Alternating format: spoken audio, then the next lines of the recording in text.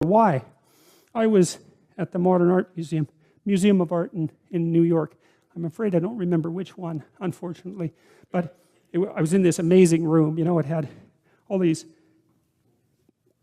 priceless paintings from the late Renaissance hanging in it.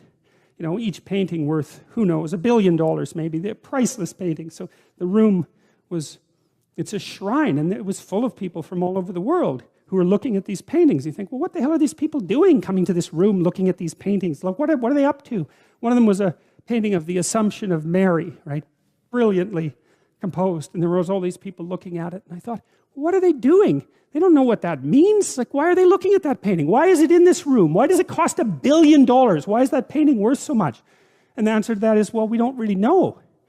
Like, it happened. They're sacred objects in some sense, and we gaze at them in ignorance and wonder. And the reason for that is that the unknown shines through them at us and in partially articulated form. And so,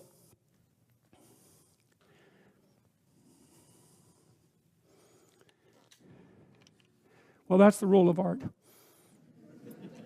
And that's the role of artists, you know? And real artists are contending with the unknown, right? And they're possessed by it. They have a personality trait, openness, that makes them do that. They can't even help it. And I've had lots of creative people in my clinical practice, and I can tell you the worst thing for creative people is to not be creative, because they just die.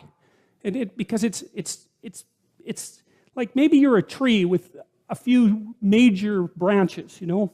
That's your personality. So if you're extroverted, man, you can't be cut off from people because you just wither. And if you're agreeable, you have to be in an intimate relationship or you die, you know?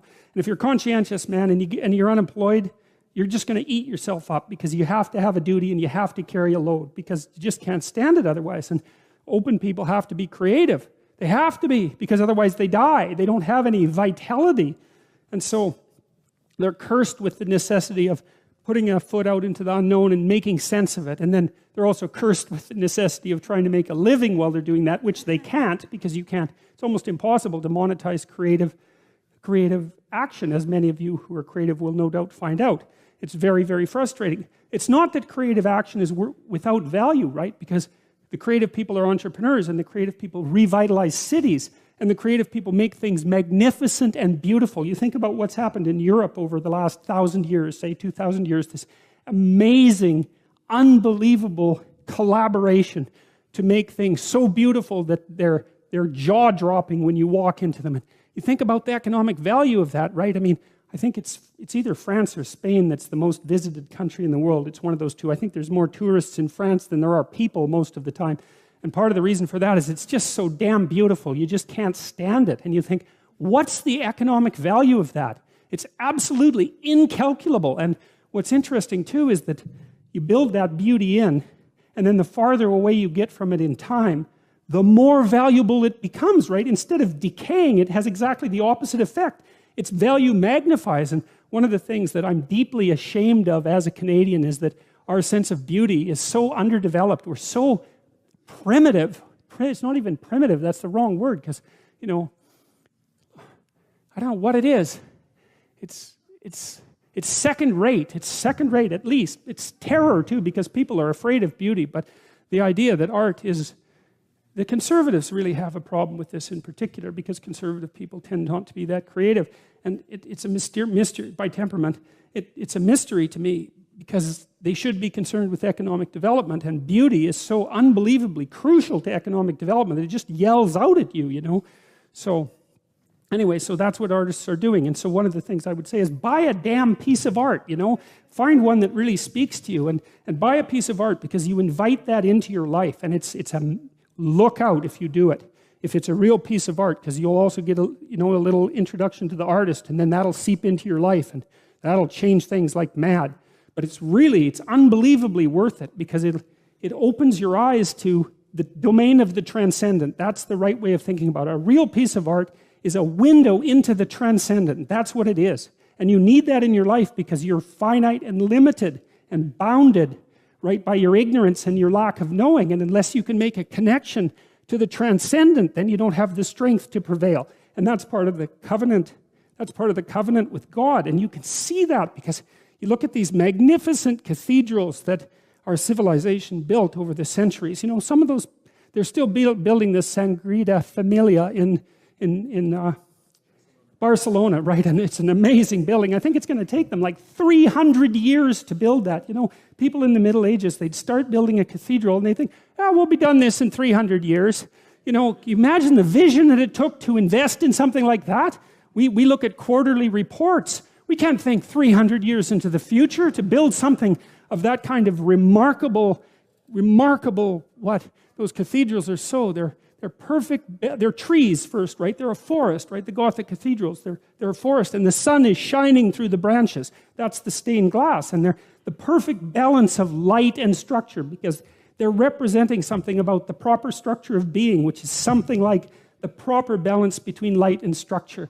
And they represent like the sacred tragedy of mankind. That's why they're in the shape of a cross. And they're open to the sky. That's why they have a dome. And they're full of gold so that it glitters, because that's like the city of God, you know. And you can see that integral to our culture is the idea that beauty is one pathway towards God. And if you can't find another pathway, then why don't you use beauty? I'm sure most of you do that with music, because music is the one thing that modern people can't be cynical about.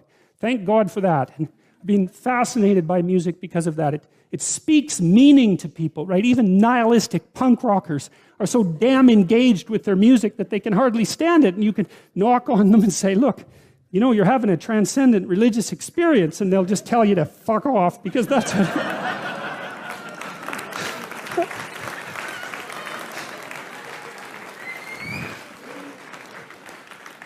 because that's what punk rockers have to do. But but that's still what's happening, you know. I mean, it's still what's happening. So I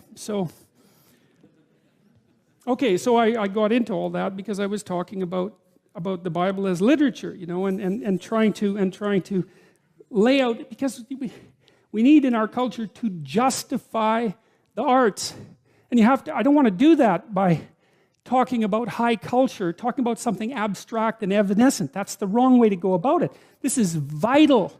You know, like one of the things that's really interesting about the University of Toronto is that the one side of the campus where we are is beautiful, medieval cathedral, and the other side is god-awful factory. And, you know, and the thing is, the attitude towards knowledge has paralleled that architectural transformation. You know, at one point, the humanities, let's say, were a sacred endeavor, and so was the art of being educated in the university, and that's turned into, like, mass factory, and that's reflected in the architecture. This isn't accidental. None of this happens by random chance, you know. It's not like there's a conspiracy or anything, because there isn't, but that doesn't mean that these things aren't tangled together. And the loss of beauty in the universities is a catastrophe, because without that beauty, there's no call to higher being. You know, this is also why, you know, I've mentioned to people that they should clean up their rooms. That's become quite the internet meme. But I'm really serious about it, because it's really hard to do that. And I've been cleaning up my room, by the way, for about 4 months now, because my life was thrown into such a catastrophe, and also we were renovating. And so, but it isn't just that you clean it up, you also make it beautiful. And it's really hard to make something beautiful.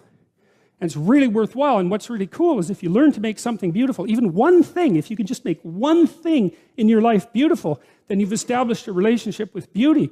And then you can start to expand that relationship with beauty out into the world, like into other elements of your life. And that is so worthwhile. It's just incredibly, crazily worthwhile. And that's an invitation to the divine. You know, you have to be daring to do that. And people are terrified of it. People are terrified of color. They paint their walls beige. They're terrified of art. They buy some mass-produced thing because they don't want anybody laughing at them for their lack of taste. And they would get laughed at because they have no taste.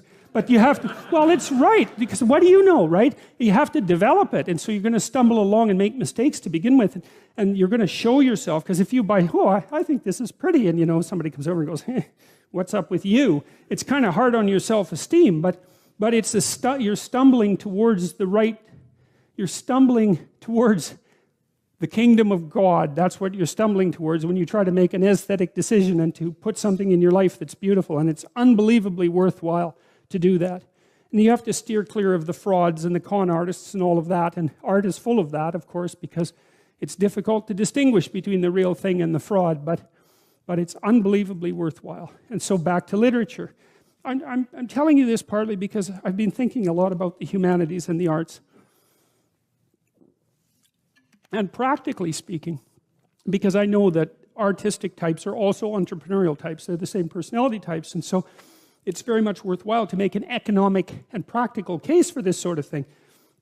You study literature and the humanities so that you can familiarize yourself with the wisdom of our civilization. Man, you should do that because people have been working on this thing for a long time and it's rich beyond comparison, so why wouldn't you do that? And you teach yourself to read, and you teach yourself to speak, and you teach yourself to think, and you teach yourself to communicate. And I can tell you, if you can read and think and communicate, you are absolutely 100% unstoppable. And that's another thing that's so interesting about the humanities education that's at the core of the university. It's like there's nothing more economically valuable than teaching people how to articulate themselves and communicate, because they can identify problems, they can formulate solutions, they can negotiate to consensus, they can negotiate on their own behalf or on the behalf of others. It's like there's absolutely no downside to it, except that there's responsibility that goes along with it. But it doesn't matter because there's no escape from responsibility. You can either take it voluntarily or you can take it involuntarily. Those are your options, but there aren't any other options. And so we need to understand the role of art and literature and stop thinking about it as an option. It's not an option. It's not an option. What is it said? Man does not live by bread alone. That's exactly right. We live by beauty. We live by literature. We live by art. And literally, not metaphorically. We cannot live without it because life is too dismal and tragic in the absence of the sublime.